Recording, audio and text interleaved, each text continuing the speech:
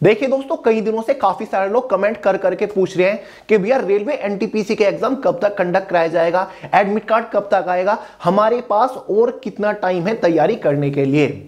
तो आगे इस वीडियो में आपको सारी जानकारी दूंगा कि भाई एनटीपीसी का एग्जाम आपका किस महीने में किस डेट तक कंडक्ट कराया जा सकता है।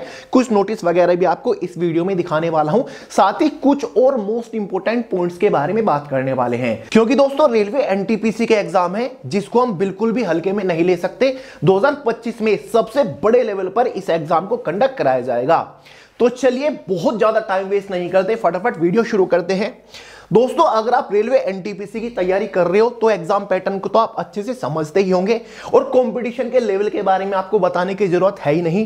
12th लेवल के लिए 3445 वैकेंसी के अगेंस्ट कुछ सोर्सेज के अकॉर्डिंग लगभग 36 लाख के आसपास शायद टोटल फॉर्म अप्लाई किए गए हैं, या फिर इससे भी ज्यादा हो सकता है number.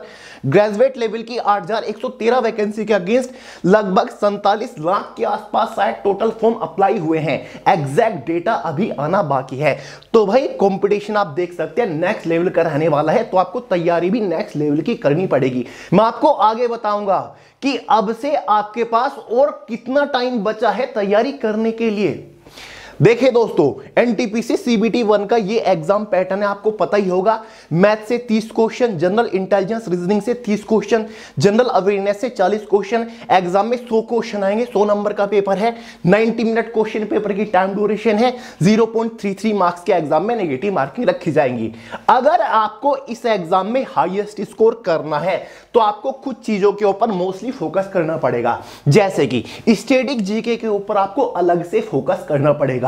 History, geography, polity, economics, general science आप पढ़ रहे होंगे, लेकिन स्टैटिक जीके को एक अलग सेक्शन मान के प्रिपरेशन करना शुरू कर दीजिएगा। स्टैटिक जीके के सभी मोस्ट इंपोर्टेंट टॉपिक निकाल लीजिएगा और कम से कम डेली एक स्टैटिक जीके के टॉपिक को उखाड़ के फेंकना है आपको।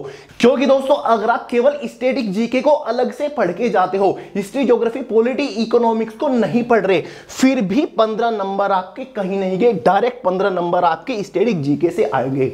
करंट अफेयर के ऊपर स्पेशली फोकस करना शुरू कर दीजिए। लास्ट 3 साल के करंट अफेयर आपको पढ़ने पड़ेंगे। 2022, 23, 24 के करंट अफेयर से एग्जाम में क्वेश्चंस पूछे जाएंगे। कम से कम 10 क्वेश्चंस आपके करंट अफेयर से हर एक शिफ्ट में पूछे जाएंगे। जनरल साइंस को इग्नोर बिल्कुल भी मत करिएगा। सभी लोग सोचते हैं एनटीपीसी का एग्जाम में एएलपी टेक्नीशियन का तो है नहीं, तो जनरल साइंस का क्या ही मतलब। जनरल साइंस से भी कम से कम 5 क्वेश्चन हर एक शिफ्ट में पूछे जाएंगे। Physics, chemistry, biology, environmental science से क्वेश्चंस पूछे जाएंगे। बाकी history, geography, polity, economic, constitution तो आप पढ़ते हो, बाकी के 10 नंबर आपके यहां से बनेंगे और 30 नंबर आपके यहां से बनेंगे। तो भाई जनरल अवेयरनेस के ऊपर खासा ध्यान करना शुरू कर दीजिए, इसको इग्नोर मत करिए। साथ ही दोस्तों, एक और चीज यहां पर मैं कवर करना चाहूंगा, नॉन वर्बल रीजनिंग। एग्जाम कब तक कंडक्ट कराया जा सकता है आपको आगे बता रहा हूं, पहले कुछ चीजों को समझ लीजिए। देखिए दोस्तों, काफी सारे लोग वर्बल रीजनिंग को पढ़ के छोड़ देते हैं, लेकिन एनटीपीसी के एग्जाम में नॉन वर्बल रीजनिंग से ज्यादा क्वेश्चंस पूछे जाते हैं। एनटीपीसी के हर एक शिफ्ट में कम से कम 15 क्वेश्चन आपको नॉन वर्बल रीजनिंग से गारंटीडली देखने को मिलेंगे, जैसे कि embedded figure, figural classification, paper folding and cutting, grouping of figure, figure matrix, pattern computation, figure counting, dice. इन सभी टॉपिक्स को अलग से कवर करिएगा, क्योंकि directly 15 question non verbal reasoning से आते हैं। तो केवल वर्बल रीजनिंग को पढ़ के मत छोड़िएगा, नॉन वर्बल रीजनिंग के ऊपर हार्ड प्रैक्टिस करना अभी से शुरू कर दीजिए, आपके पास टाइम है। ठीक है दोस्तों। वहीं पर दोस्तों, एडवांस मैथ, बहुत सारे लोग एडवांस मैथ से डरते हैं और केवल अर्थमेटिक को पढ़ते रहते हैं। देखिए दोस्तों, अर्थमेटिक ठीक है, लेकिन एनटीपीसी के एग्जाम में एडवांस मैथ से काफी बढ़िया क्वेश्चंस आते हैं, जैसे कि ट्रिग्नोमेट्री से डरिए मत, इसके ऊपर ज्यादा से ज्यादा प्रैक्टिस करिए। Algebra, geometry, mensuration, elementary statics के ऊपर फोकस करना शुरू कर दीजिए अगर आपको एग्जाम में हाईएस्ट स्कोर करना है। तो एडवांस मैथ को इग्नोर मत करिए। उसी के साथ साथ दोस्तों, मैक्सिमम आपके पास 30 दिन मान के चलिए, ठीक है।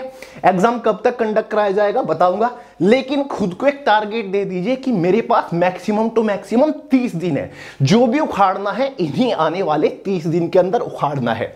देखिए दोस्तों, अब से डेली कम से कम 10 घंटा स्टडी को देना शुरू कर दीजिए। डेडिकेटेडली 10 घंटा पढ़ना शुरू कर दीजिए और जितना ज्यादा हो सके सेल्फ स्टडी के ऊपर फोकस करिए, क्योंकि self study is more powerful than any classes. मैं ये नहीं कहता कि क्लासेस लेना बिल्कुल छोड़ दीजिए। अगर आपको खुद कुछ समझ नहीं आ रहा तो आप क्लासेस की हेल्प ले सकते हैं, टीचर की हेल्प ले सकते हैं, लेकिन आपको यहां पर एक फॉर्मूला लगा के चलना है। जितना भी आप क्लासेस ले रहे हो, ऑनलाइन क्लासेस ले रहे हो, तो कम से कम उसका 1.5 गुना सेल्फ स्टडी भी आपको करना है। अगर 1 घंटे की ऑनलाइन क्लास ली तो 1.5 गुना मतलब 1.5 घंटा आपको वही चीज सेल्फ स्टडी भी करनी है। क्लियर है दोस्तों? Study with 100% focus and concentration.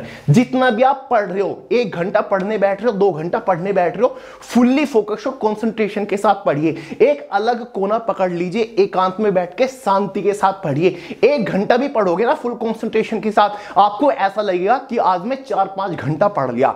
तो दोस्तों, जितना भी पढ़ रहे हो ना, फुल कंसंट्रेशन के साथ पढ़िए। ये नहीं कि आपके आसपास शोर हो रहा है, लोग बातें कर रहे हैं, टीवी चल रहा है। एकांत में पढ़िए, ज्यादा बेनिफिट मिलेगा। ठीक है, ज्यादा प्रोडक्टिविटी के साथ आप पढ़ पाओगे। जितना ज्यादा हो सके मैक्सिमम ऑब्जेक्टिव क्वेश्चंस के ऊपर प्रैक्टिस करिए। क्लासेस आप ले रहे हो, ठीक है, थ्योरेटिकल आप पढ़ रहे हो, ठीक है, एग्जांपल्स आप सोल्व कर रहे हो, ठीक है, लेकिन दोस्तों अब टाइम है ज्यादा से ज्यादा ऑब्जेक्टिव क्वेश्चन सोल्व करने की। जनरल अवेयरनेस के अंदर टॉपिक वाइज ज्यादा से ज्यादा ऑब्जेक्टिव क्वेश्चंस लगाइए। मैथमेटिक्स के ज्यादा से ज्यादा ऑब्जेक्टिव क्वेश्चन सोल्व करिए। रीजनिंग के ज्यादा से ज्यादा ऑब्जेक्टिव क्वेश्चन सोल्व करिए। मिक्स क्वेश्चन सोल्व करिए, आपको ज्यादा बेनिफिट होगा, क्योंकि एग्जाम में आपको मिक्स ऑब्जेक्टिव क्वेश्चन ही देखने को मिलेंगे। Daily 1 mock paper. अब टाइम है डेली कम से कम 1 मॉक पेपर के ऊपर प्रैक्टिस करना शुरू कर दीजिए। 90 मिनट का टाइमर सेट कर लीजिए और 100 क्वेश्चन सोल्व करने की कोशिश करिए। उसके बाद 1 घंटा उस मॉक पेपर को सोल्व करिए, समझिए, चेक करिए कहां पर आपने गलती करी, कहां पर कमी रह गई है। फिर अपनी कमी को ढूंढिए और उस कमी के ऊपर काम करिए। मल्टीपल रिवीजन, जितना ज्यादा हो सके मल्टीपल रिवीजन करिए, बार बार रिवीजन करिए। जो आपने दिन भर पढ़ा, रात में सोने से पहले उसको रिवाइज करिए। अगले दिन पढ़ाई शुरू करने से पहले पहले दिन पढ़ा हुआ उसका रिवाइज करिए। पूरे हफ्ते वीकली जो आपने पूरे हफ्ते पढ़ा उसको रिवाइज करिए। मल्टीपल रिवीजन करते हुए चलिएगा, ज्यादा बेनिफिट मिलेगा। मेक ज्यादा से ज्यादा नोट्स, जितना ज्यादा हो सके दोस्तों नोट्स बनाइए।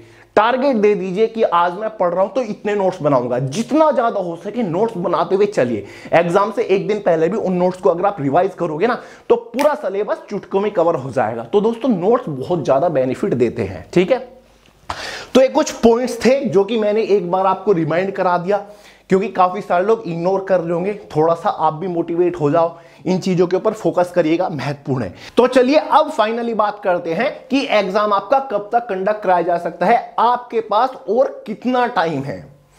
देखिए दोस्तों, ये कहूंगा कुल मिला के आपके पास बहुत ज्यादा टाइम नहीं बचा है। देखिए दोस्तों, कुछ महीने पहले, 2-2.5 महीने पहले एक नोटिस निकला था जिसमें रेलवे के वेरियस एग्जाम्स की डेट के बारे में कहा गया था। सभी ने इसके ऊपर वीडियो बनाई थी, मैंने बनाई थी। ज्यादातर लोगों ने इस नोटिस को फेक बताया था, लेकिन उसी के बाद रेलवे ने ऑफिशियल एग्जाम डेट का एक नोटिस जारी करा जिसमें सेम टू सेम डेट थी जो कि इस नोटिस में दी गई थी। एग्जैक्ट डेट दी गई थी। फिर चाहे आपका आरपीएफ एसआई का एग्जाम होना हो, टेक्नीशियन का होना हो, एएलपी का एग्जाम होना हो, जूनियर इंजीनियर का एग्जाम होना हो, सारी की सारी सेम डेट थी। तो उस चीज को देखकर सब लोग हैरान रह गए थे कि ऐसा कैसे हुआ। उसके बाद पता चला कि भाई डिपार्टमेंट के अंदर से ही किसी एम्प्लॉय ने ये डेट्स लीक करी थी। हाँ, ये नोटिस ऑफिशियल नहीं था, लेकिन डेट्स बिल्कुल ओरिजिनल थी, क्योंकि उन्हीं डेट्स को बाद में रेलवे ने ऑफिशियली जारी करा था। और उसके बाद फिर कुछ दिन बाद रेलवे ने रिवाइज डेट जारी करी थी। ये आप देख सकते हैं कौन कौन से एलपी का एग्जाम 25/11 से 29/11 तक हुआ, इस तरीके से। ठीक है, तो आप डेट मैच कर सकते हैं। वो तो रिवाइज डेट थी, फिर रेलवे ने बदल दी थी किसी कारण की वजह से, लेकिन सेम टू सेम डेट पहले इसमें जारी हो गई थी। ठीक है, तो इस नोटिस में आप देख सकते हैं असिस्टेंट लोगो पायलट की डेट दे रखी थी, टेक्नीशियन की थी, सब इंस्पेक्टर की थी, हालांकि कांस्टेबल की भी इसमें दे रखी है। मार्च तक बता रखा है एग्जाम। साथ ही दोस्तों इसमें एनटीपीसी की हम बात करेंगे। रेलवे एनटीपीसी ग्रेजुएट लेवल की 8113 वैकेंसी के अगेंस्ट जो टेंटेटिव शेड्यूल ऑफ एग्जाम बता रखा है वो आपका अप्रैल मंथ बता रखा है। वहीं पर एनटीपीसी अंडर ग्रेजुएट लेवल की 3445 वैकेंसी का जो एग्जाम बता रखा है वो मई जून 2025 बता रखा है। तो दोस्तों मैं भी आपसे कुछ सोर्सेज के बेसिस पर यही कहूंगा कि अब से आपके पास मैक्सिमम टू मैक्सिमम 2 मंथ्स ही हैं, 2 महीने ही हैं आपके पास तैयारी के लिए। 2 महीने के अंदर एनटीपीसी का एग्जाम कंडक्ट करा लिया जाएगा। जी हां दोस्तों, भले ही ये एक अनऑफिशियल डेट हो, लेकिन ग्रेजुएट लेवल का अप्रैल 2025 तक एग्जाम कंडक्ट करा लिया जाएगा। उससे पहले आपका पैरामेडिकल कैटेगरी का मार्च महीने में एग्जाम कंडक्ट कराया जा सकता है। ठीक है दोस्तों, जनवरी लगभग आपका जा चुका है, ऐसा मानेंगे, आधा आपका लगभग जनवरी जा चुका है। फरवरी और मार्च ही आपके पास है ढंग से तैयारी करने के लिए। ठीक है दोस्तों, तो मैं तो ये कहूंगा खुद को 30 ही दिन दीजिए कि मुझे तो जो भी उखाड़ना है 30 दिन के अंदर उखाड़ना है, फिर चाहे आपके पास एक्स्ट्रा कितना भी टाइम हो। तो दोस्तों, ग्रेजुएट लेवल का एग्जाम अप्रैल मंथ तक आपका कंडक्ट कराया जा सकता है। उससे पहले आपके फॉर्म का स्टेटस भी जारी किया जाएगा, उससे पहले एग्जाम सिटीज की जानकारी भी जारी की जाएगी, उसके बाद एडमिट कार्ड आएगा। तो इतना टाइम आपका लगना ही लगना है। अप्रैल महीने के अंदर टेंटेटिवली ग्रेजुएट लेवल का एग्जाम कंडक्ट कराया जा सकता है। उसके बाद मई महीने के अंदर tentatively NTPC under graduate 12 level का एग्जाम कंडक्ट कराया जा सकता है, क्योंकि दोस्तों बहुत बड़े लेवल पर एग्जाम कंडक्ट कराया जाएगा। अब तक टेक्नीशियन एएलपी के एग्जाम हुए, वो छोटे लेवल के एग्जाम थे, ये बहुत बड़े लेवल का एग्जाम है। बहुत ही लार्ज स्केल पर कैंडिडेट्स ने यहां पर फॉर्म डाले हैं। ठीक है दोस्तों, समझ गए? तो भाई उसी तरीके से अपनी तैयारी करना शुरू कर दीजिए। अब बहुत ज्यादा टाइम आपके पास नहीं है। बाकी और भी मैं आपके लिए स्ट्रेटजी वीडियो लेकर आऊंगा, कुछ स्टडी मटेरियल भी हम प्लान कर रहे हैं। जो जो अपडेट आते रहेंगे इसी चैनल के ऊपर आपको देता रहूंगा, इसलिए चैनल को सब्सक्राइब करके बेल आइकन को ऑल पे सेट कर लीजिए। तो चलिए दोस्तों, इस वीडियो में इतना ही था। उम्मीद करता हूं इस वीडियो से चीजें आपकी काफी क्लियर हो गई होंगी। वीडियो पसंद आए तो लाइक करेगा, दोस्त के साथ शेयर करेगा, चैनल को सब्सक्राइब करना मत भूलेगा। मिलते हैं अगली वीडियो में बहुत ही जल्द, तब तक के लिए जय हिंद।